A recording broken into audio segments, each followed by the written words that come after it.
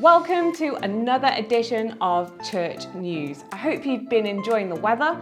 It has got really too hot for me in my attic where I work, so I have moved into the dining room, hence we are in here today.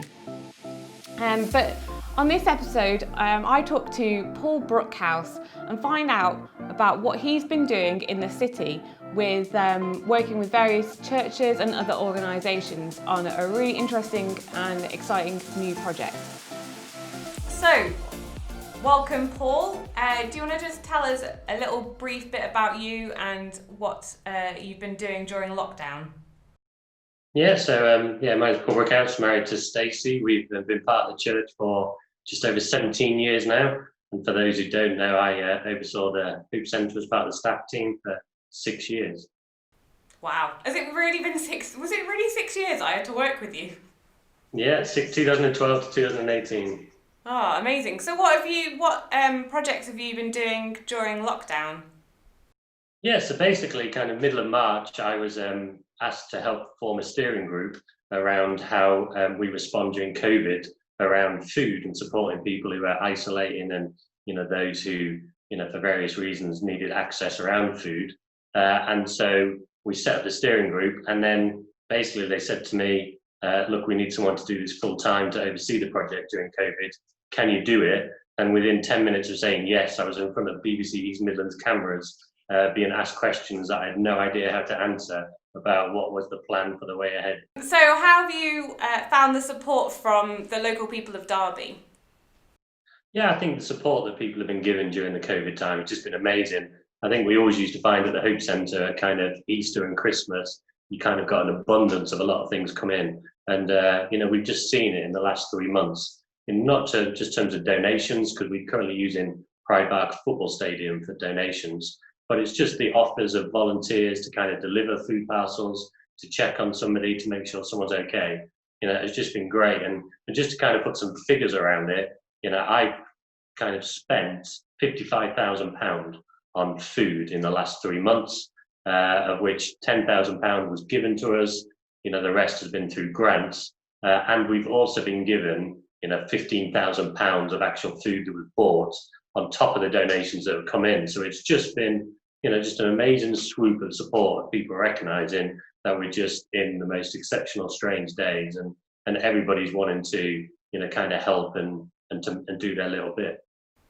That's amazing. That's just, there's no words for it. Like how much more help is needed during this time of lockdown.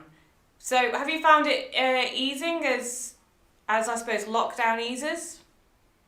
Yeah, I think the emergency side of it is kind of easing down. I think the big challenges ahead are around some of the changes as businesses are facing, some of the crippling problems they're having, and the end to the furlough scheme. And then I think the knock on forward. And I certainly think there's a group of people that have never dreamed of ever having to access, this type of support, that have been affected because of self-employed work's ended, or just because their income has drastically dropped. And I just think it's, going forward, we've kind of got some exciting plans that we're looking at to really change the focus to not be on food, but actually on how do we best help people, of which food is one of those solutions. Because the danger is we actually end up enabling people to stay in their crisis because we're giving stuff to them rather than empowering them to look at what can they do to change, but also what can we do to support them. And for me, the kingdom of God is more than giving stuff away. It's that support that goes with it. It's that direction. It's that challenge. It's that, just coming alongside and trying to help each other to say, okay, God's intention is He wants the best for you. At the minute you're not quite feeling you're in the best place, how can we create an opportunity for God to move, but also, for you to help yourself as well? Yeah, it's the big questions, aren't they? They sure are. And so we've kind of come up with 4 themes that we're going to put everything under. And so we're going to have an emergency theme, we're going to have an assistance theme, where we're actually going to start looking at community shops rather than food banks, so it allows people to actually feel they're shopping like a normal, situation that me or you would shop. The community meal side of it, which is, a really important part. And then initiatives, anything from allotments through to, kind of using food waste, different side of it. And I think for the first time, we wanted to try and get the city working together rather than each project working on their own. And so we end up being able to do the best we can to support people, not just based on where you live or which project you access. So how can we, as a church, how can we practically help? And then how can we help in prayer? Yeah, I think practically wise, I think the big things going forward that we need support with naturally are still ongoing donations. As I said, we're averaging over 400, food parcels just between 10 places. But we're beginning to support the schools. So there's still that practical support of food, of toiletries, some of the basic household side of it, as well as maybe some people are considering about wanting to volunteer now a bit more to help. And maybe the opportunity might not be there through the Hope Centre, but there are other church projects that we can get involved with.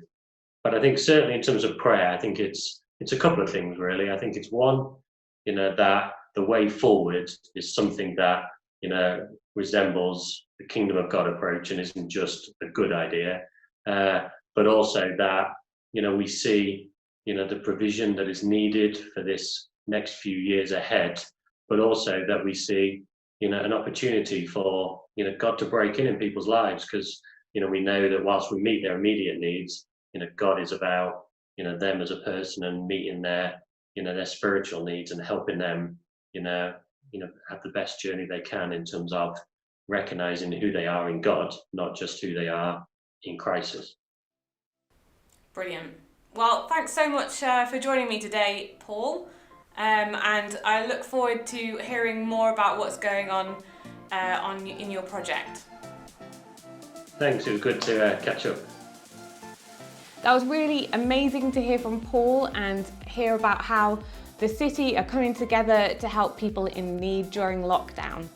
If you want to get in contact with Paul, please use the email at the bottom of the screen. He'll be happy to hear from you, whether you want to volunteer or if you've got any further questions.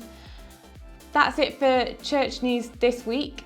Have a great week and we'll see you again next Friday.